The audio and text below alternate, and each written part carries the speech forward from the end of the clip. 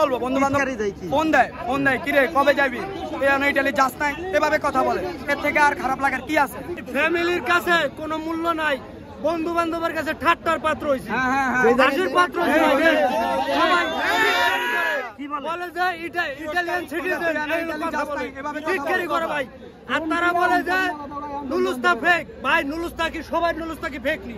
সব দালাল কি ভুয়া নি? দালাল তো সবাই ভুয়া না। সবাই মনে করেন ৫টা ৭টা লোক দালাল ভুয়া হইতে পারে, কিন্তু সবার নুলুস্তা তো আর ফেক না। সব একটা ছেলে এই ভিসা জটিলতার কারণে সুইসাইড করছে, এটা কি সত্য না মিথ্যা? ভাই এটা আপনারা যাচাই বাছাই করেন। যদি ভিসা না দেয় ৩ মাসের মধ্যে যদি আমাদের চলে যেতাম ভাই। অনেক লোক আছে, অনেক দর্শক ভাই আসছে এই ধরনের করে না করে।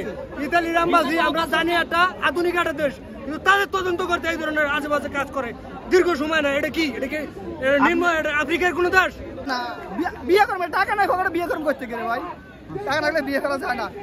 যারা কথা কোনো বন্ধুর সাথে কথা বলতে পারি না, কল দিয়ে ইটালি গেছ, তোদের কি ভিসা দেয়? তোকে ভাই বেড়া তারা সব ইটালি, তা তোকে মনে করো যে ফেক ভিসা কিভাবে? আমি কই যে আমাকে ভিসা অরিজিনাল, আমার 2বার জিমেল করা হয়েছে।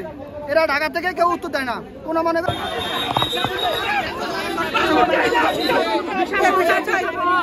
আমাদের থেকে কেউ থেকে 20,000, কেউ থেকে 50,000 এভাবে নিছে। তারপরে আমরা এম্বাসির যে সময় আমাদের অ্যাপয়েন্টমেন্ট জমা দিচ্ছি, ওই সময় আমরা ব্যাংক ড্রাফট করছি আপনার প্রায় 16,500 কত টাকা, আমার ঠিক মনে নাই।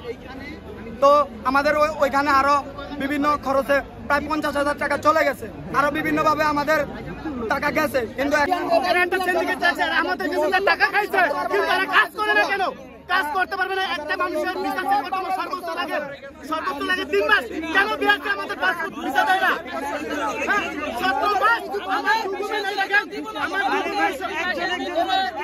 আমার ডকুমেন্ট সহকারে দেখেন 17 মাস আমার ভিসা আটকে রাখছে বিএসসি। কেন বিএসসি আমার ভিসা আটকে রাখবে? ভিসা আটকে রাখার কোনো প্রশ্নই আসে না। সে আমার কাছ থেকে টাকা নিছে না, ইউনিয়ন চার্জ নিছে আমার থেকে 17,000 টাকা নিছে। জমা করে নিলে রিসিপ্ট পাস আমার 1 লক্ষ টাকা দিছি, আমি 1 লক্ষ টাকা দিছি আমি রিসিপ্ট করার জন্য। রিসিপ্ট করার পরেও আমি বিএসসি 17,000 টাকা দিছি। তোমা রিসিপ্ট আছে আমার কাছে, এই যে ডকুমেন্ট।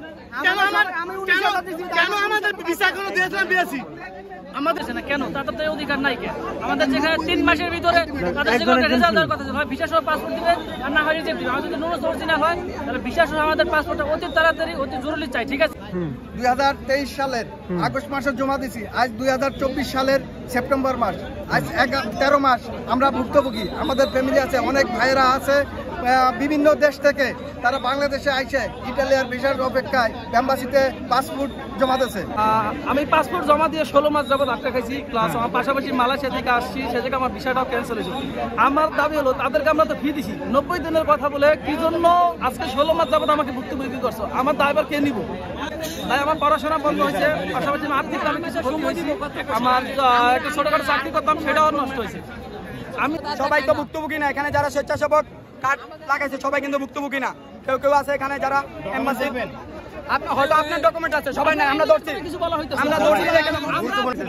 আমার কথা হচ্ছে যে 3টা যেহেতু ডকুমেন্টস রিয়েল পাইতেছে, তাহলে ওই 3টা কেন ভিসা দিতেছে না? আমার কথা হচ্ছে ওই 3টা ডকুমেন্ট আগে দিবে, পরে রিজেক্টটা থাকলে পরেরটা পরে দিবে। ওইভাবে দিলে তো আমাদের পাসপোর্টগুলো এতদিন থাকে না। আজকে 1 বছর 1.5 বছর হয়ে গেছে আমাদের পাসপোর্টগুলো আটকে রাখছে। এটা কোন যুক্তি আটকে রাখছে? মানে টোকার মতো ব্যবহার এদের এম্বাসিতে গেলে। আমাদের কোনো দাম নাই। সবার মনে করেন যে ওই দেখেন মনে করেন চুরি করে ওইটা আমাদের দাম নাই, কারণ আমরা মনে করি যুদ্ধ করতে দাম, কিন্তু ওই মনে করেন যুদ্ধ করতে ক্ষেত্রে দেয় না। আমাদের এখন বর্তমানে টোকাই মনে করে ক্ষেত্রে রাখছে। ভিতরে থাকে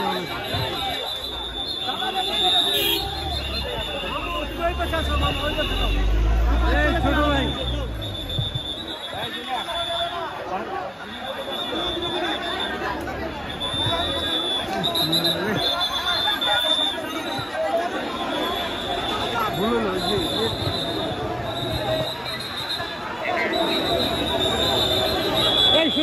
একসাথে দেখো বাইরে তারা বিক্ষুব্ধ হুড়ামাটি শৃঙ্খলা করুন, তুমি ওকে ঢুকাই দিই একবারে আটকে